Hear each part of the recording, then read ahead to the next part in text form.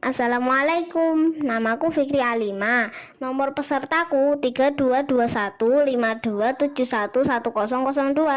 Bila hari libur datang, aku sering diajak ayahku jalan-jalan ke pinggir kota untuk melihat area persawahan. Saat ini sawah ladang semakin berkurang jumlahnya karena dialihfungsikan. Banyak lahan pekarangan dan lahan kosong yang tidak produktif untuk menghasilkan sumber pangan yang berkelanjutan. Padahal terdapat ancaman buruknya ketahanan pangan di masa yang akan datang. Tanah pada lahan penghasil pangan kesuburannya sangat berkurang karena telah digunakan terus-menerus dan adanya penggunaan teknologi pertanian yang tidak tepat, mengakibatkan degradasi fungsi tanah, juga berdampak pada meningkatnya emisi gas rumah kaca.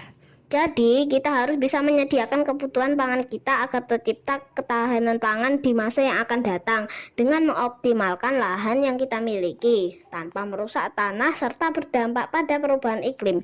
Lalu, bagaimana ya caranya? Wah, aku harus cari ide nih. Apakah lahan pekarangan yang terbatas harus dimanfaatkan untuk menghasilkan pangan bergizi lengkap dan sehat yang berkelanjutan? Ya, bisa, dan kita harus memanfaatkan untuk menghasilkan pangan bergizi lengkap, yang sehat dan berkelanjutan dari lahan kita yang terbatas. Bagaimana cara budidaya pada lahan pekarangan yang terbatas?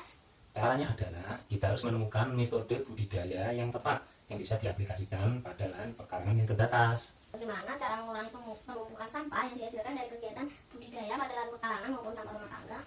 Caranya adalah kita harus mengolah penumpukan sampah yang dihasilkan di tempat tersebut, baik itu dari kegiatan budidaya pada lahan pekarangan maupun sampah rumah tangga. Jadi kita harus diolah di tempat tersebut. Bagaimana sih cara meningkatkan kesuburan tanah secara alami?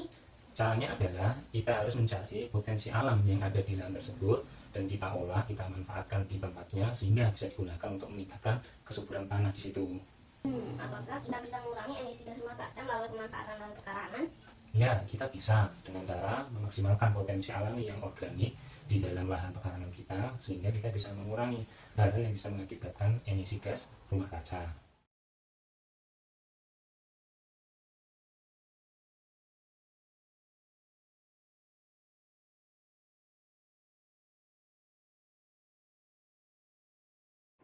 Model budidaya pertanian organik terintegrasi yang telah dilakukan dapat menghasilkan sumber pangan dan mengurangi emisi gas rumah kaca sesuai yang diharapkan.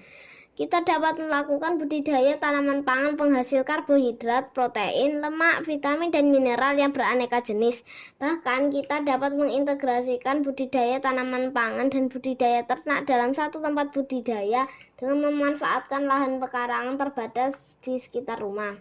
Kita juga dapat memanfaatkan barang-barang bekas, bahkan sampah di sekitar kita dalam model budidaya ini. Misalnya sampah botol plastik, sampah plastik bekas kemasan, sampah sisa makanan rumah tangga, limbah air sisa pemeliharaan ikan lele, kotoran ternak ayam kampung, dan sampah dedaunan di pekarangan.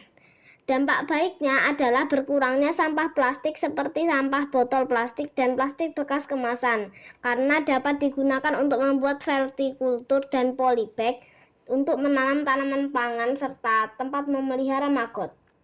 Sampah sisa makanan, sampah dedaunan di sekitar pekarangan, dan kotoran ternak ayam kampung digunakan untuk membuat komposter pupuk organik.